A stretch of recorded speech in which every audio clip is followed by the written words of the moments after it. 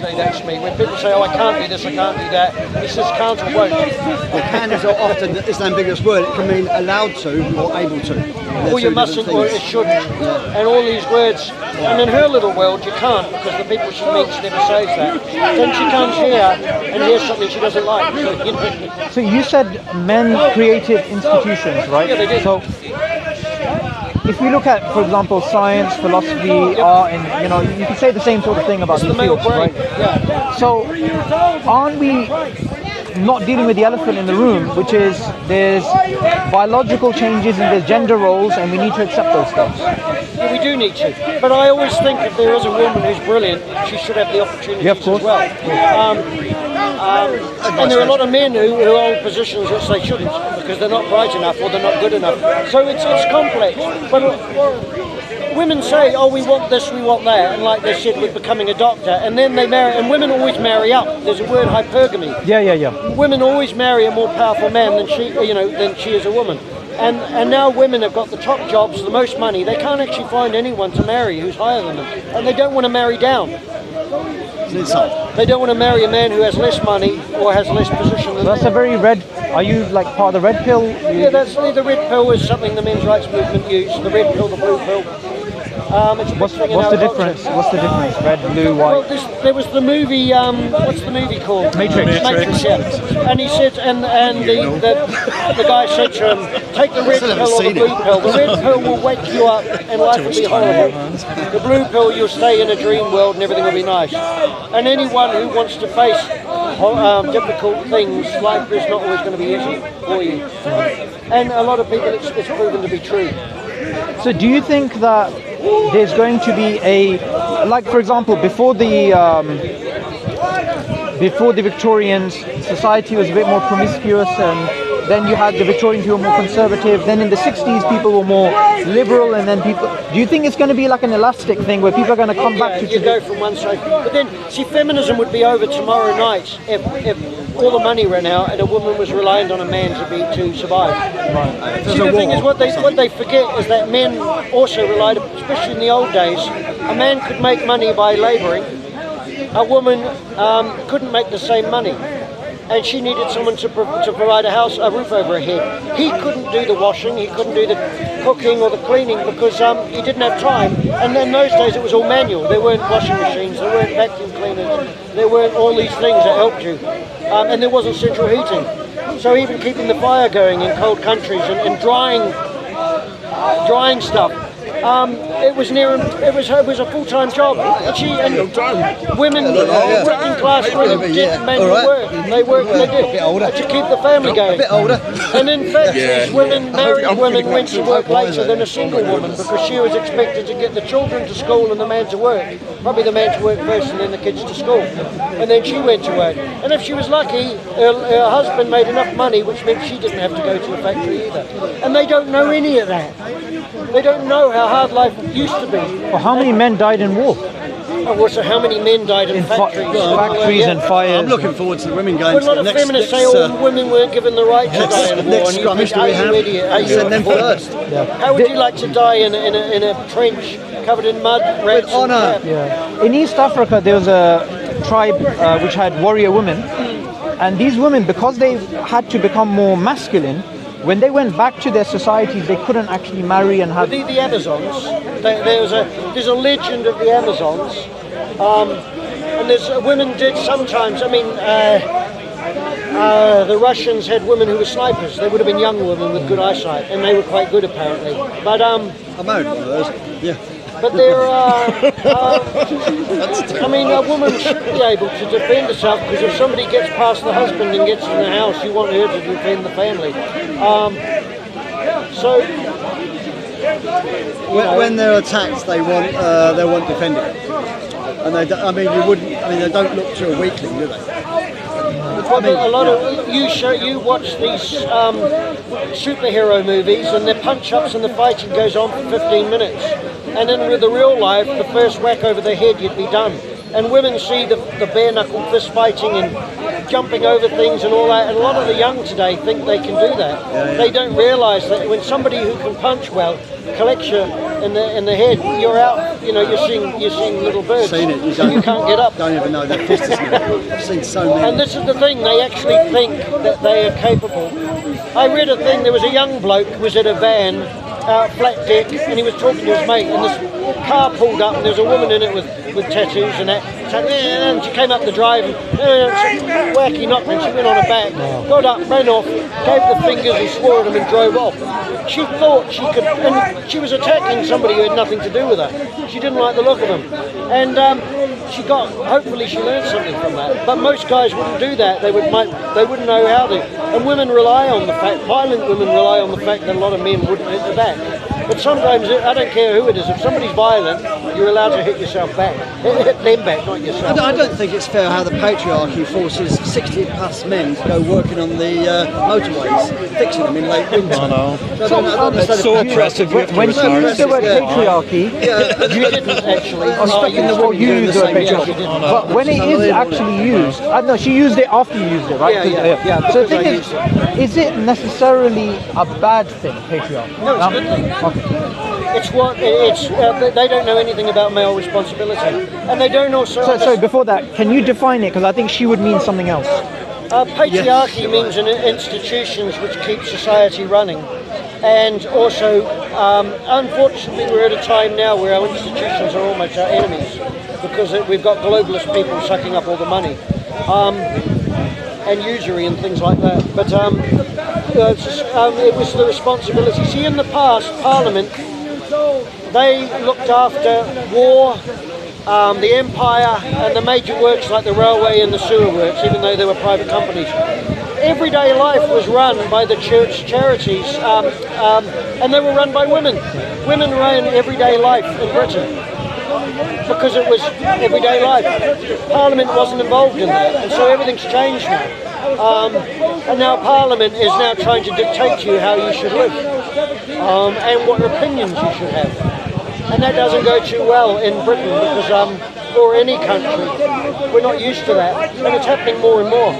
Even the COVID stuff, we're in a huge time of massive change at the moment, and people are learning. And the lockdown made people go online because they weren't listening to the news, it was just repetitive. People have learned a hell of a lot. And I'm hoping with the new load of lockdowns they're going to try again, that people actually say no. And they don't know that the so-called vaccine has actually killed a lot of people. It's not really a vaccine.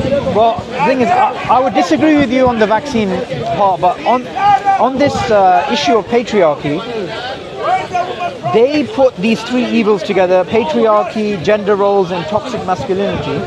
However, toxic masculinity is, in essence, that protectiveness that men have over women. So one of the interesting things which some academics have spoken about is how, with the breakdown, like in this country, how Christian values have gone down, so therefore that toxic masculinity, if you like, has gone as well, then it's acceptable for women to go into, say, the sex industry or certain types of things, when in the past protective jealousy would make men stop the women of their family from doing things like that. Well, do you know, a lot of times what we want is not what we need. No. And the role models that we've got today are not good, and a lot of older women have realised that they were led up the garden path by people who weren't living in the real world. We have a woman now who's been talking about, she written magazines for 20 years, and she was promoting abortion. She had 2 children and decided to have an abortion herself, just because it was what she was promoting. She's regretted it ever since. She's become a Catholic and she's asking for forgiveness. Wow. She's haunted by this, and yet she lied to women for years about that abortion is just a bit like kind of contraception, really. You just have an abortion. They don't realise the emotional effect upon the woman and the psychological effect. whole thing about toxic masculinity suggests that it's an entity in itself. But sure, there's good men, bad men, women, and bad men, toxic men, non-toxic men, toxic women, non-toxic women. I mean, toxic masculinity is such a biased thing that's taken that way. It doesn't exist. It's just a load of made-up figured bullshit. There was a day when we had good and we had evil, and we had good men and good women fighting evil, and the evil could be male or female, but we've lost the idea of evil. So we've just invented new ways. But it's all just men are evil. The last couple of months I've talked to some amazing women who understand all this. They've actually been in some ways more interesting. Sorry, were they older women who normally understand this? They were women getting on 30. So I have this, I don't have any statistics for this, but I have this feeling that if we talk to, like you said, the women that were led up the garden path, and they're now in their 50s and 60s, I'm sure they're going to be more likely to be anti-feminist. There's a thing online, or there was a thing online called Gateway Women, and it was for women who left it too late to have children, and that none of the medical stuff helped them. And there was a woman typing, she said, and she was crying while she was typing, and she was saying, my friends, she says, now their children are grown up, I now can spend time with them, and now they've got grandchildren, and I'm still on my own. And nobody told them that they're going to, when they get to my age, they are going to maybe feel differently. So, and it is a problem with what do you do? Do you do a career, or do you become a mother? Okay, so on that point, when you were talking to the lady previously, you didn't challenge her on the idea that she had that women need to work and they need to have careers. Is that a red pill? Do you have an agreement on what would you? I might have gone. I might not have answered it properly. I don't know. Why? Okay, women have always worked. Working class women. No. I know that. But what I'm saying is, for example, if men are 50% in industry, then 50% have to be women, and then you create these disadvantages. She did say about CEOs and stuff. What they do is they insert women in to make it equal. Yeah. And Mike Buchanan, Justice for Men and Boys, he writes, there's a lot of studies on it that performance lowers, because these women, you can get women who are the same standard as the top men, but a lot of the women get put in that position and they aren't of that standard. They haven't had the experience, and they're just fillers to make it equal. So why does there need to be half and half? Yeah. So just on that point, there was a speaker right there who used to work in the I know, and that's you, and I know. Yeah, so you're talking about the mental health. Yeah, and what he had to put. I know all about it. Because they gave positions to women when they had to take on men. And often he had complaints made about him by these same women because he was left to deal with the patient on his own. And then they would walk back and leave it for the one man to deal with a patient who's could get violent and getting violent. And so that puts him in danger. And he says there's a lot of women who went in there and they got beaten up by the patients. And not only that, some of the patients now, because they haven't got a disciplined environment where they know where their boundaries are, they're now running the hospital. And a lot of the experts... In the name of equality. Oh yeah, in the name of equality. The psychologists and the psychiatrists, they're all left-wing liberals, but they don't have to deal on the floor with a patient that's having a psychopathic episode. They don't have to. And a lot of the times they'll avoid it because their belief on equality and all this thing, the fact that they don't actually realise the reality. Most people Sorry, do you believe in equality? I don't think there's no such thing as equality. Everything's different in the world. Men and women are different. We're meant to be. We complement each other. We should. We're not even equal to ourselves. As we get older, we can't do the things we used to. A sportsman or a sportswoman is not equal to herself on any given day. Everything's different. It doesn't mean that women can't have opportunities. Of course they should. By law, equal opportunity, because by law it should be common to all sorts of people, big, small, it doesn't matter, including gender. Equal opportunity, they got that. What if equal opportunity, this is hypothetically, what if equal opportunities led to, in, say, for example, the STEM sciences, right? Yeah. Science, technology, education and whatnot. You end up with more men than women. Say 90% men normally. Yeah. Because men. So would you have state interference? Would you believe in state interference and enforced egalitarian values? But I think there should be opportunities for any woman who's skilled in science to get in there. I was speaking to a European woman. She might have been Dutch, and she said she's a scientist. And I said, well, what do you do? And she wouldn't tell me. The reason they don't is because she was an engineer. and she was an older woman, around about my age. And I said to her, what are you doing? She wouldn't tell me. She's probably involved more in management than the actual engineering, because she chooses not to be doing the engineering. Right. That's her choice. You find, I've met women who can build houses, but they're not 65 with a beer gut pushing a wheelbarrow and laying bricks. They'll do it for a while, but you don't get many women doing heavy manual work when they're 60, 50 or 60. Men still will. They'll be a bit slower, but they're strong, and their bodies are designed to do that. Yeah. And this is the thing, feminism doesn't understand biology. When you take on an individual to do a resource, to do a job, you take on a resource to do a job. It doesn't matter if they're the race or religion or sex, as they call it these days. It shouldn't matter. You take on the best person for the job. Yeah. Whereas they insist that you have 50% or whatever, thinking that's equal. Well, you're not going to get the best person for the job, are you? Well, they started with equality of opportunity. Now they've gone into equality of outcome, which means they can cheat by saying this job's the same as that, so they should be paid the same. When often they're completely different, where one doesn't have to get up early hours, or they're in no danger, and it's not dirty. And they've done that trick so that women can be the same as men, when in fact they're not doing other dirty or dangerous work like the men are. Sure, so you made a point, I wanted you to elaborate on it. You said feminists don't understand science. What did you mean by that? Did I say that? Or it clashes with science? Just a few seconds. No, I'd say, no, feminists don't understand. They don't understand, sorry, they don't understand biology.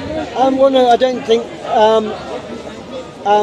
their emotional view of everything, these feminists, because they all tend to be erratic in many respects. They don't come from families which they don't know, they don't even understand men. Were they lacking strong male figures, do you think? Yes, all of them, yeah, all of them. We've met women, I've met young girls who's grown up in family, and they will debate you with their family watching, and they know they have women in the family and men in the family. Are you going now? You take care, Linton. Bye-bye. And they will debate you because they understand how men communicate. Now, you'll get a 30 or 40-year-old feminist who will start screaming, give you the fingers, say, see you next Tuesday, and then run off. And the girl is far more mature and will do a lot better than that woman. And women feel that men are aggressive, but men communicate differently to women. No, but isn't it true that men are generally more aggressive? I think that's just a fact. Well, you come from quite a masculine society. Our society's changed. You've still got in the Muslim community. You're a Muslim, aren't you? Yep. You've still got the roles, the male and female roles. In our society, men have been emasculated mainly by women. No, but what I mean, look, I was born in this. We used to be much more aggressive. No, but I'll give you an example. I was born in this country. I spent my whole life here. I still think men here are aggressive, as well. They're just off. By aggression, I don't mean unprovoked violence against innocent people. Yeah. I mean competitive, strong. But that's good. Yeah, that's good. So I don't mean in a negative way. What I mean to say is, those men, when they are fettered, it can actually have an adverse effect because they're being emasculated. Yeah. Well, I can give you an example of that. You've got somebody who comes up with an idea, and other men, some of them will be a bit dicks about it, but they will challenge it, and they'll beat out this idea till eventually you might get the truth come out, or you'll get a better understanding. Everybody will, including the guy that came up with it. Women seem to accept things. They don't do that. They don't have this need to challenge things in the same way. In the classroom, this happens when a teacher says something and the woman, The classroom's a disaster. Women teachers tend to benefit girls better than they do boys, and male teachers tend to benefit boys. Boys do better with a male teacher. Boys often get bored with a female teacher. And female teachers take offence to a lot of things boys do personally.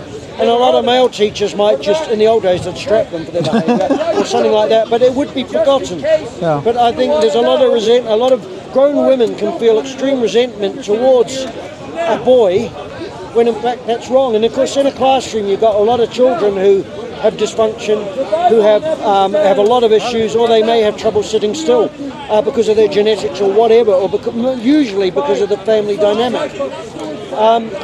And then you get this inane type explanation, oh, it's because of toxic masculinity. And then in America, they give them Ritalin, which they give to hyperactivity, ADHD. And it ruins I knew a woman with dyspraxia, and she was on she was on medication for years, and it ruined her health. It gave her heart problems, and she did eventually die. It was meant to help her. It's like speed, ADHD. They've now got non-amphetamine type medications for boys. But the thing is, in a natural classroom, you have a break, all the boys run around, and by the time you're 6, you know if you give anyone any lip, you'll get a punch in the nose. So you learn to behave yourself reasonably as you get what you want or what you need and you play. Girls are different, apart from girls in cities where they can tend to be more violent because they're in a more aggressive situation. But boys and girls are different. And sorry, in the playground, you see boys in groups of 6 and 7 and 10. I don't know. But girls are normally in pairs. They don't actually have bigger groups. Yeah. This is something that's probably more intimate in their communication and their friendship than boys are. And boys do it in different ways.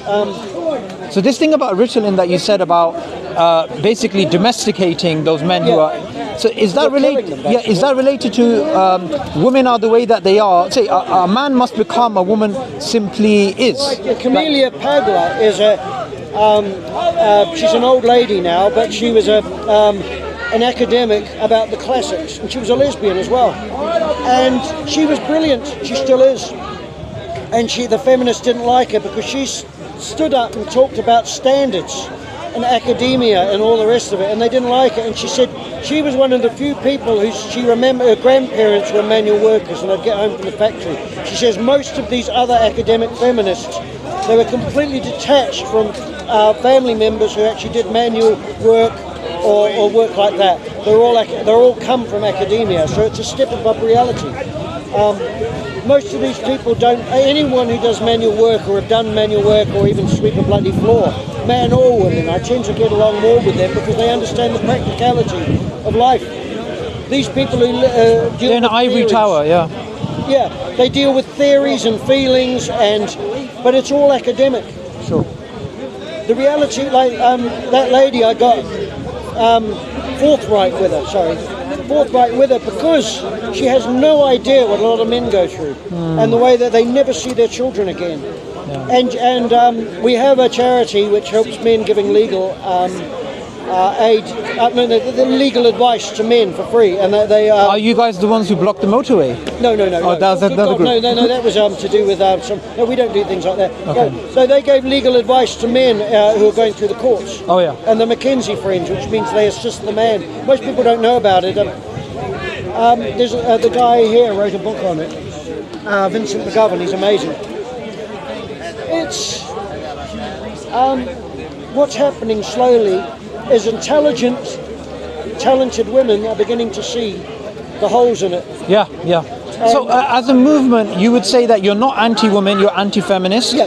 And what you're trying to do is, you don't have a problem with equal opportunities, but you have a problem with state-enforced egalitarian intervention. Yeah. That's your problem. Critical theory, which talks about equality and rights, and that everything should be the same. You're gonna. My mother's husband, he had a factory, and he said if you pay, he was forced to pay everyone the same. And he says it's wrong because he had some staff members that were really good. He says you end up everyone the same as your worst worker. There's no point trying. And that's what communism does. A lot of these people are left. Of course they are. Yeah, communists, socialists, Marxists, and all that. And they don't know anything about what happened in Russia, what happened in China, what's happening in Africa now through communism. They're the biggest monopoly ever. And they say, oh, I hate capitalism. Well, actually, we're not talking about capitalists with Amazon. That's a globalist. That's a monopoly. Capitalism is someone who owns a shop, and they have their family, and they employ people around them, and the money stays. It's based on a merit. It doesn't all get sucked out to a billionaire who's worth a couple of $100 billion, where you never see it. So, in terms of a lot of what you're saying, this sort of war, this culture war between, liberal values and then traditionalism. Yeah. Now, from a Muslim perspective, we can give an argument based upon our religion. We can say, so our religion teaches this. So even within the Muslim world, they've tried to do this. They've tried to liberalize and do these things. No, I met Carl Benjamin on the train, Sargon of Akkad, and he said the Muslims don't know what's going to hit them because there's a push to actually go into the Muslim community and convince a lot of the women to be feminists. Yeah. And that's happening now in some of the mosques. They're having politically correct meetings and stuff like that. Well, I'll tell you something. Break the family. Yeah, I'll tell you something that they're doing. They're funding social scientists to go to from Pakistan or India or whatever, to go to different places. Not India, but they go to the West. They study the critical race and this sort of thing. They come back and they spread those ideas. The pushback we can push back using our faith. We can say that this is wrong in our faith. But when it comes to, for example, the view that you're trying to propagate here against the liberal onslaught, you can only make an argument based upon utility. You can't actually say it's wrong categorically.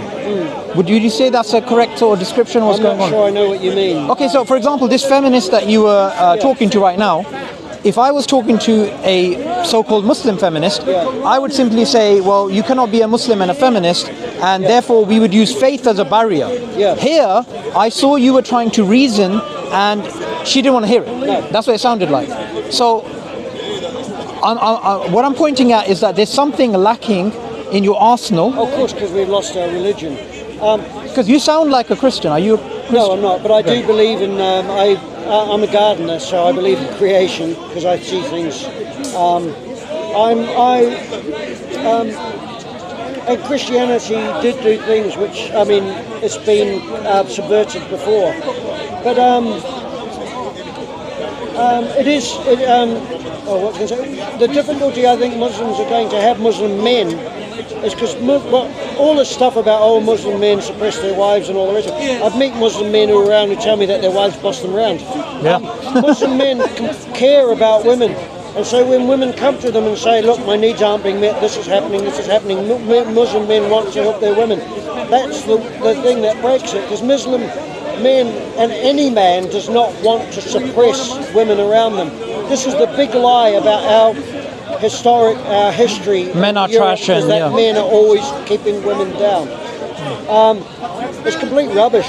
You only need to look in the Doomsday Book, which is hundreds of years ago, which tells about taxation, that women were actually the ones who owned the stalls and sold stuff amongst the peasants. So they did have things. And then they bring in, they talked about, and so many lies have been told. They said there was a thing about a whip, the thickness of your thumb or something, to beat your wife with. It was completely made up by a radical feminist. Everyone believes it. Yeah. So, on this thing that you said about the women that work, traditionally women didn't work, generally. It was only exceptions, right? So that's what you're pointing at, yeah? So the current issue that we have, and this is because we live in a global village, there's been a demonization of the housewife. The housewife is... So can you just elaborate a little bit your thoughts on this? Feminists don't like women. They don't like natural women who make decisions that they want to make. They want to be part of a family. They bully them, have basically. A family. They bully the hell out of them. That's your argument. And what was I going to say then? I've forgotten. I had a good point I was going to make about... in the past in Britain, women didn't like another woman working, taking a man's wages, because they knew that if a man had the job, he had his wife to provide for. Because in those days, it's different now completely, but in those days, if a woman held a job, it meant there was a woman somewhere not getting provided for by a man. Oh, wow. And they did not like it. They did not want a woman to be having a man's job.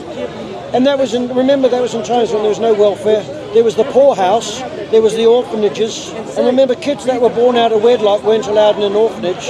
There was all these things that went on in our society when it was very harsh. Yeah. It's taken hundreds and hundreds of years to improve life for the average person in this country.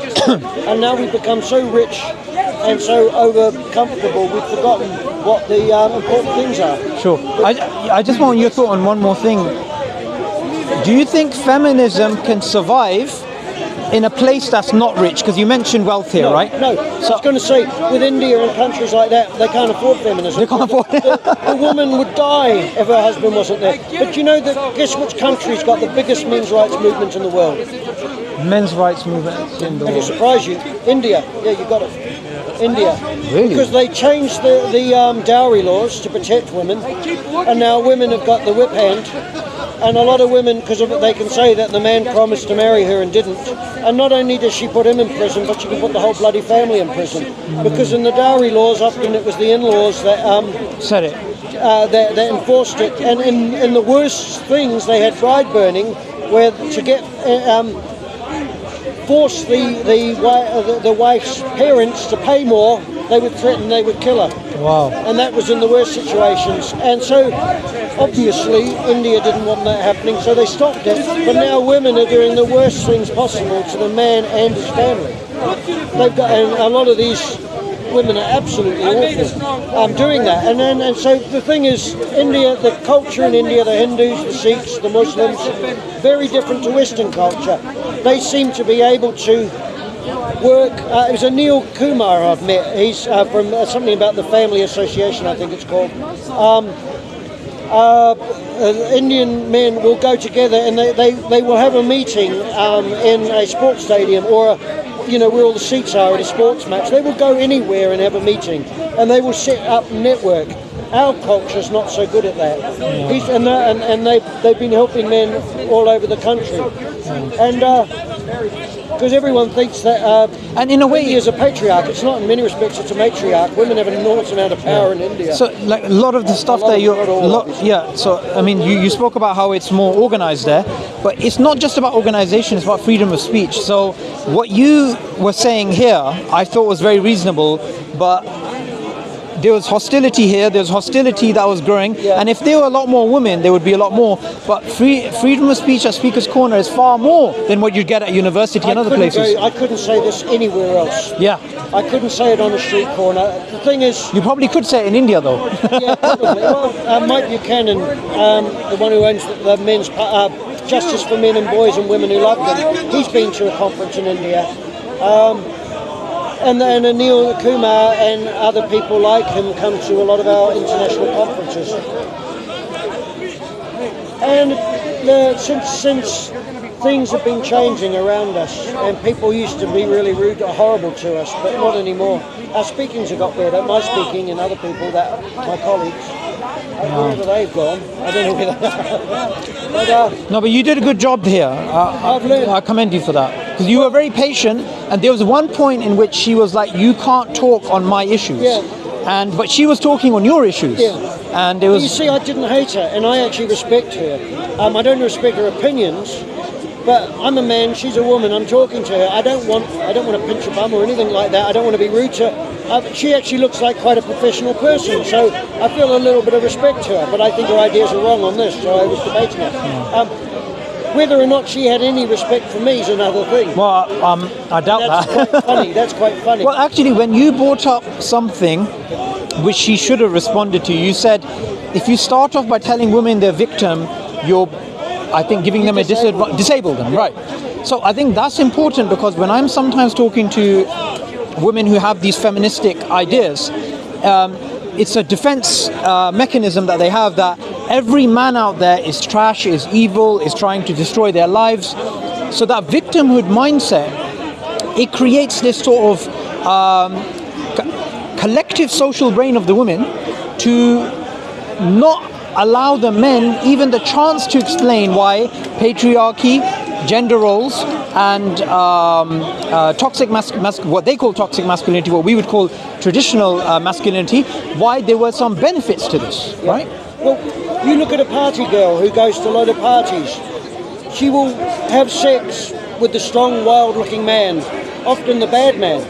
Now, the well-behaved, responsible man's boring.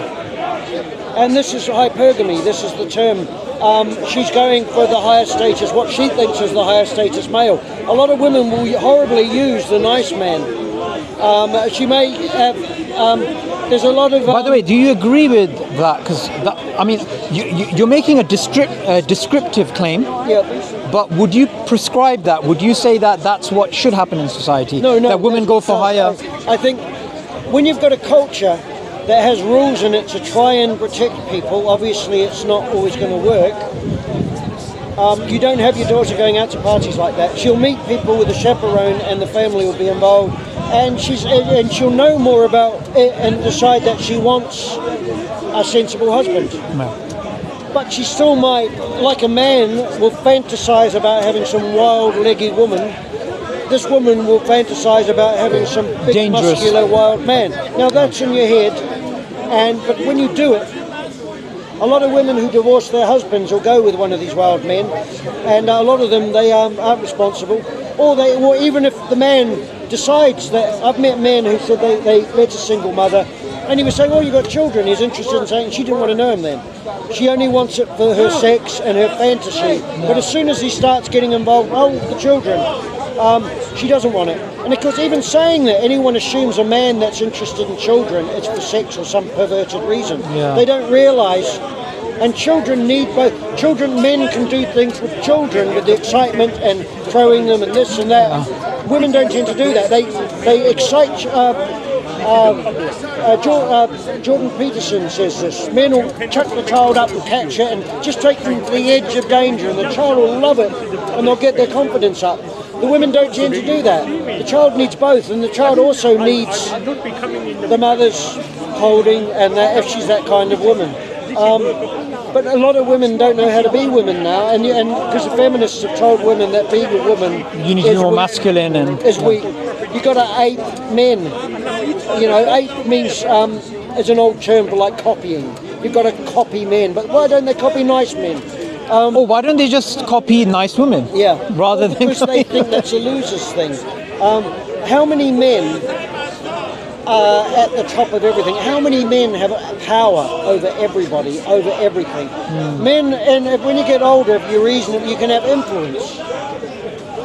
Very few men, if they're a tyrant, they better be good at being it, because someone's going to knock them over. Another man will come along, or a group of men will come along and take them down, which will be good. I mean, in the state of nature, and I think this is something that's powerful, without intervention, you will always have the men, because of their competitive nature, dominating every single institution.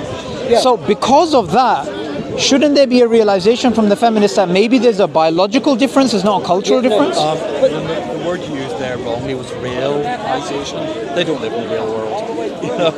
I like that. You've got to remember, most radical feminists, or the academic ones, they aren't normal women. A lot of them either resent their father, even they can resent men for not standing up to their mother. Gloria Steinem, who's the Australian feminist? The awful Australian one, the one who now gets... Germaine Greer. Yeah.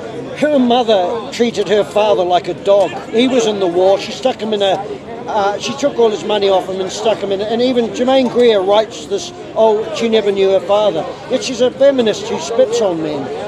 And in this story, this is the hypocrisy of it. She's crying because she didn't know her father.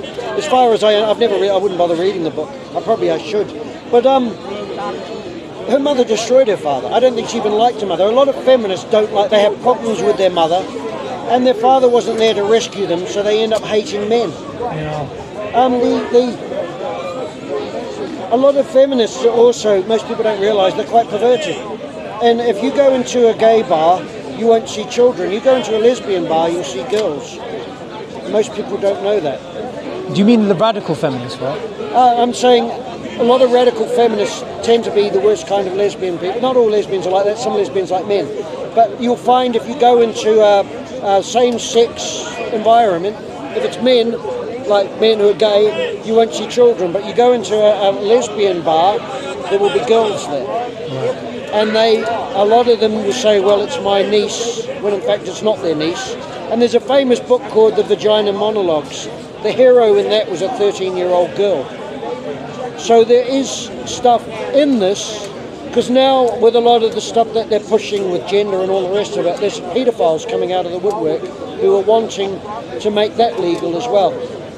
And sex is good, man-boy love. And it's the stuff's being pushed by these kind of people because they don't have a balance or a morality. Children aren't for that. They get for that when they've reached adolescence and they can make a relationship then. There's a lot of stuff with these people which is really, really not good. And they don't know. And they think that a father in a family with authority, that shares authority with the mother, is really dirty or bad. I met a woman once, she had the most amazing curly hair, and she said when she was a girl, she came downstairs, and her father says, "You're not going out like that, get upstairs." So she ran upstairs, stomp, and slammed the door. And she says, "I'm glad my father did," because she went down there wearing something. She was a girl about to go out dressed very provocatively. And the father said, "You're not going out like that." See, today that would be considered Abuse. Abuse, and not only this. For example, in Islam, we have this concept of protective jealousy. Yeah. So we believe that if a woman in a man's family, she walks out the house in a way that's promiscuous, in a way that she's revealing her clothes. Now, if he has the power and the influence over her, and he doesn't stop that, then he is sinful for that. That is evil. Is evil thing. Because she's hurting herself. Well, what happens in society actually is, I just want to relate something to, because I think this is something which is the crux of the matter. It is the man's authority to have the say in terms of how a woman should, in her family, should dress or do these types of things. And today's society, that's blasphemy. It's blasphemy, this idea. It's even hard for me to hear. Yeah, but that's because you may have been brought up in an egalitarian society. I've been brought up in a very female society. Like, for example, I'm a father. Yeah. I would not want my daughters to walk out in a certain way. See, the other thing is that women are beautiful, and there can be a real beauty and dignity. And without, I mean, a lot of the shops sell for little girls cut-off tops and earrings and mini skirts. These are children. They shouldn't be dressing like that. A lot of, and you know, a lot of people will freak out at what you just said there. But see, a lot of girls think that they're being pretty. Like when little girls will sit there and they'll get hold of mum's makeup when she's not there, or lipstick, and they'll be putting it on in the mirror and they'll be covered in it. And they'll come down with her shoes on, made a mess of the bedroom and probably get a smack. But they think they're being pretty in it, so they want to be like mummy. But when you dress, a child doesn't, they have an inkling, but they don't really understand. And as men, we know there are predators out there. Yeah. And it's your responsibility, and even if your wife doesn't understand it, shame on her.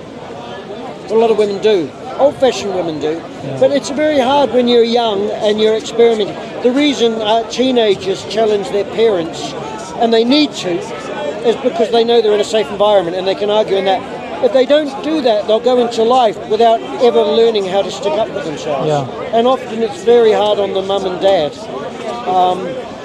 And that's where the father used to have the final word. Yeah. I know, I watched... I agree with that. The woman upstairs is screaming all the time. I think she's a Muslim woman. I don't think they're devout.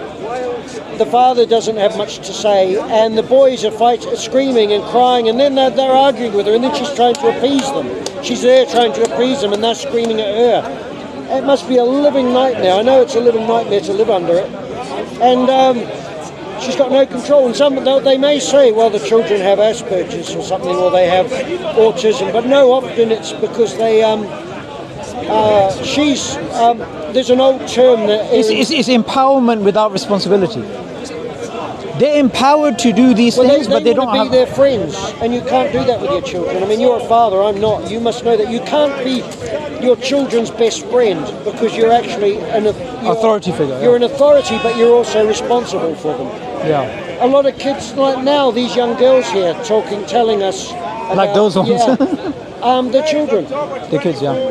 And I've said this to them before, and I had 3 girls a couple of weeks ago, and I said, look, your teachers aren't doing you any favours. They're making you angry at men. You're all children, and you may never be able to have a relationship with a man. And women will manipulate men, and sometimes they need to, because often the husband might be wrong. And the women, the last thing often a good husband wants is a row with his wife. But sometimes people need to argue to get to the bottom of it. I call it militant dependence. People who are dependent, but they're militant and they want to control things. And when you give them the power, or they take the power, they remain dependents. They will never step up and take the responsibility and the of it. So you're being ruled by people who can't be held accountable for what they do or say. Anyone who rules you needs to be accountable for the decisions they make, and they need to know that so they will try and make the right decisions.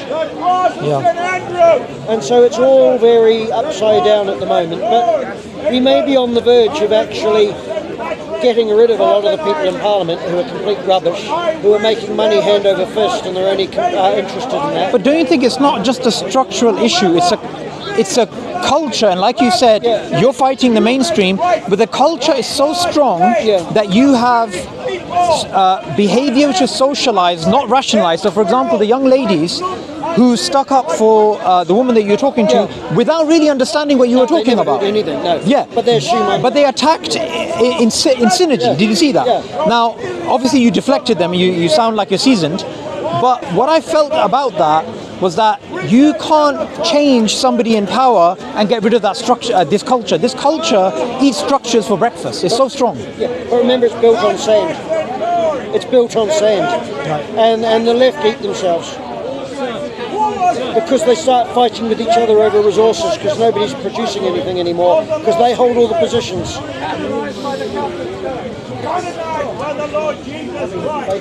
Focused on this angle for quite some time now, but we're living in interesting times.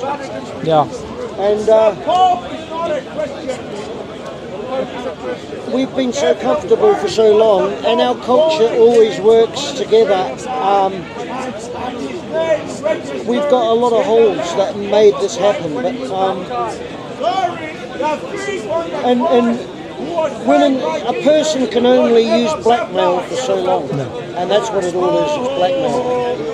And the blackmail's running out, and they're becoming more and more ridiculous, and plus they're getting older. And the younger women, I don't want to be told what to do or what they need from an older woman. Yeah. And there's this thing that you mentioned earlier about the way the institutions run in this country. If there is a dispute between a man and a woman, and the woman makes, say, a false accusation, everybody in that chain of command will take her side. You know, believe every woman. They're all right? terrified because they've all been brainwashed themselves, and they're all cowards. Yet there's a few people popping out now who are saying this is just crazy. And the thing is, I'm seeing this growing across the world. Yeah, I'm seeing this growing. The people who will actually be at the forefront of the social change, I think, will be women, not men.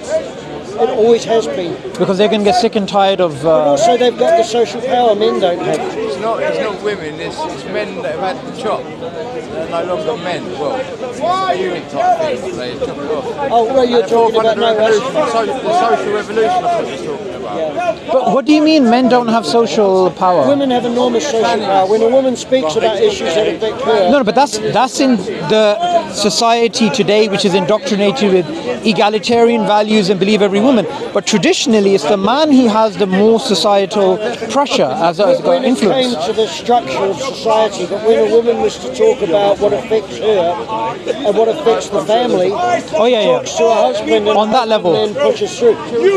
And it got to the point where the woman would actually stand up and speak about it herself, and everyone would listen. In the past, the woman would use her husband as a tool to do it, but then it got to the point where she didn't need that, and it's kept going. So I think the people who are going to bring the social change on are going to be men, but also women, the unusual women who will join them and talk logic. And a lot of women aren't going to get their needs met.